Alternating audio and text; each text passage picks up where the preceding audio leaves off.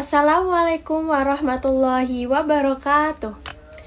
Perkenalkan, nama saya Sinta Husnia Akla dengan NIM 23080760044 Pendidikan Kimia 6B.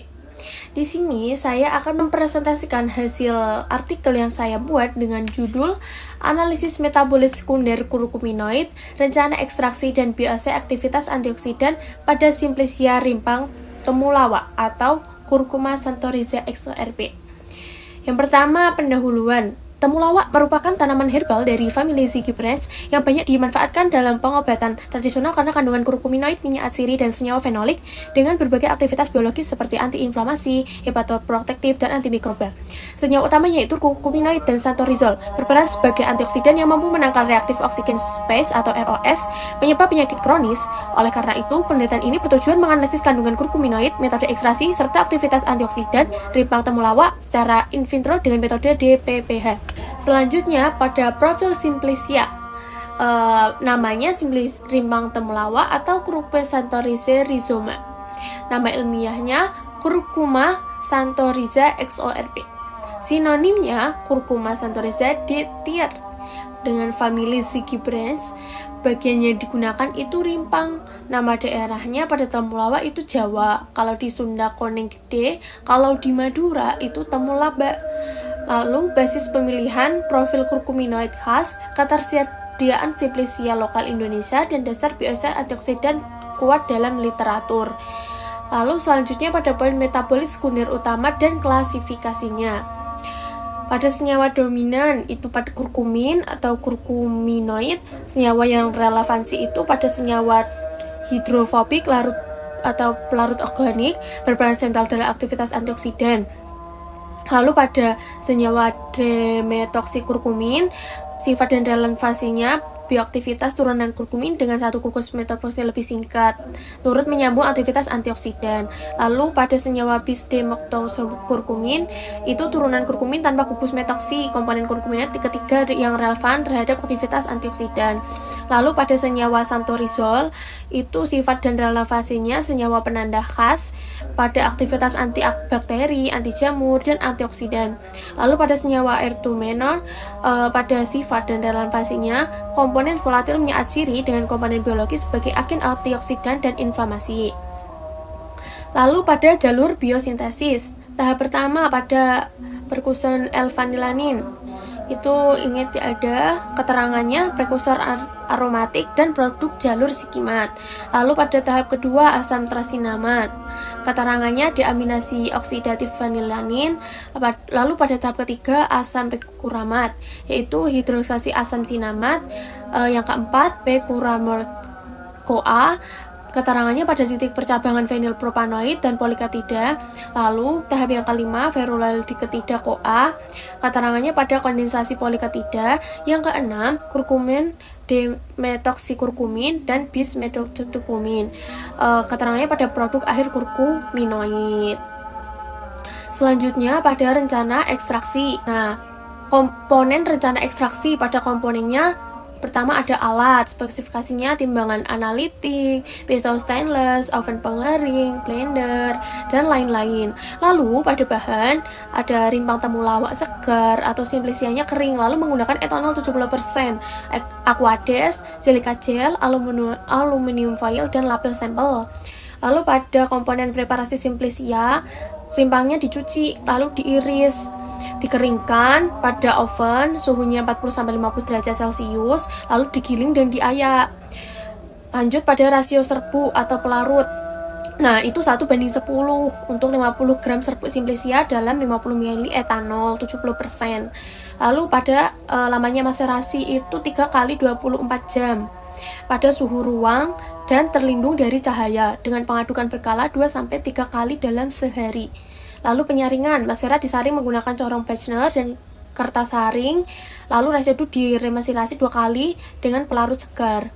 Lalu pada pemekatan, filtrat digabungkan dan dipekatan menggunakan rotary evaporator pada suhu kurang lebih 50 derajat Celcius sehingga diperoleh ekstrak kental.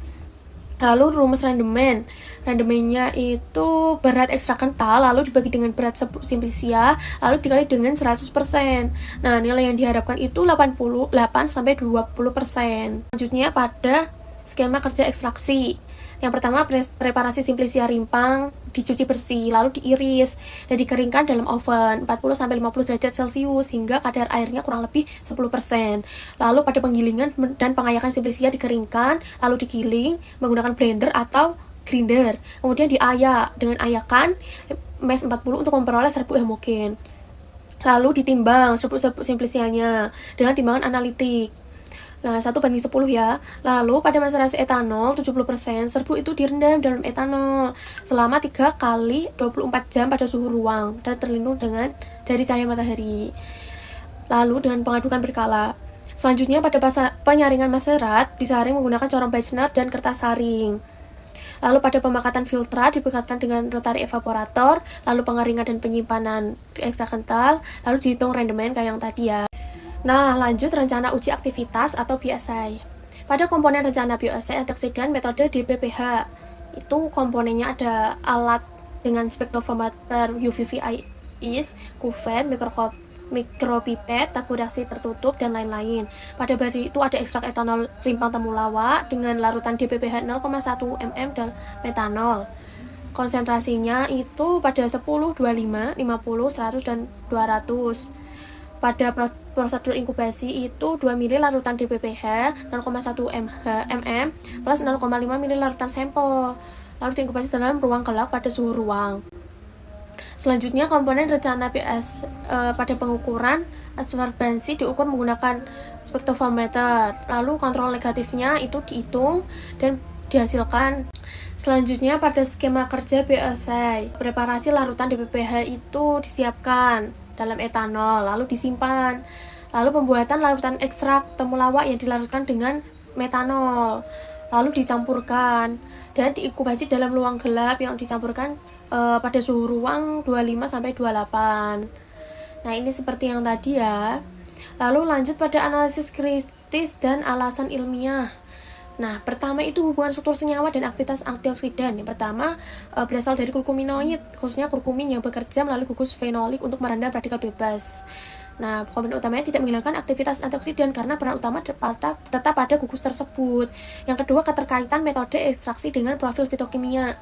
Itu maserasi dengan etanol 70% dipilih karena efektif melarutkan kurkuminoid yang bersifat semipolar sekaligus menjadi senyawa fenolik lain. Yang ketiga, pada relevansi dan keterbatasan metode DPPH sebagai BSI. Metode ini dipilih karena mampu mengukur aktivitas antioksidan secara kuantitatif. Namun, karena penggunaan radikal sintetik, hasilnya hanya bersifat relatif. Oleh sebab itu, perlu dikombinasikan dengan metode lain agar lebih komprehensif. Yang terakhir itu variabilitas hasil dan faktor yang mempengaruhinya. Nah, kandungan temulawak ini bervariasi. Pada uji DPPH, kurkumin berpotensi menyebabkan interferensi absorbensi sehingga perlu pengaturan konsentrasi dan penggunaan blanko yang tepat. Meskipun demikian, pendekatan penelitian tetap kuat karena didukung keterkaitan yang jelas antara kandungan senyawa, metode ekstraksi, dan mekanisme aktivitas antioksidan. Nah, pada presentasi yang telah dijelaskan, ditarik kesimpulan itu pada simplicia rimpang temulawak layak dikaji secara ilmiah karena memiliki profil fitokimia khas berupa kurkuminoid dengan aktivitas antioksidan yang jelas. Proses biosintesisnya terkarakterisasi baik. Metode ekstraksinya rasional, dan uji DPPH relevan untuk screening aktivitas antioksidan. Secara keseluruhan, temulawak merupakan objek penelitian kuat dan terstandarisasi untuk studi antioksidan berbasis bahan alam. Nah, sekian presentasi dari saya. Apabila ada kesalahan tutur kata maupun berperilaku, wassalamualaikum warahmatullahi wabarakatuh.